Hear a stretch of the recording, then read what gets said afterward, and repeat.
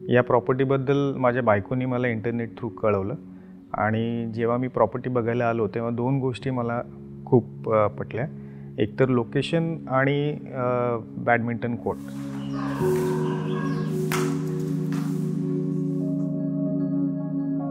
ज्यावेळेस आम्ही प्रॉपर्टीज बघत होतो त्यावेळेस बाकीच्या बिल्डिंगमध्ये असं जास्त कुणाचं इंटरॅक्शन्स वगैरे नसायचं किंवा सगळे आपापले जॉब आणि त्याच्यात असायचे.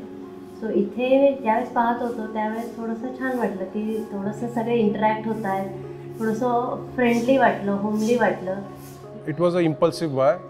When I saw it, I knew just I had to had it. So I just bought it the same day. I went with a check and bought this house. इकडलं layout वगैरे पण एकदम चांगलं आहे आणि वर्कमॅनशिप एकदम चांगली आहे. Flat size is it's vertical, so it gives the windy feel. There are a lot of windows vertically, and the whole house is basically covered with glasses. Ventilation and illumination is very good because the layout is open on both sides, 3 sides basically. Even the sales process was pretty smooth. The sales guy, Mr. Devendra Bhattad, was pretty accommodative, and we had a good haggling practice. He settled to a price, and it was a single day sale, and I think I was very happy with the sale, and it was a positive vibe going through the process.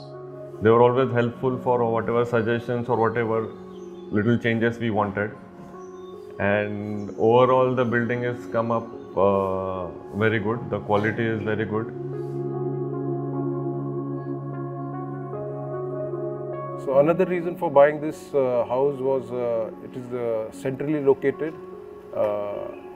Obviously with all the amenities that we are having, the gym, the play area, extra parking, which was deficient in the small societies which I have seen. So that was an edge which got me to buy this project.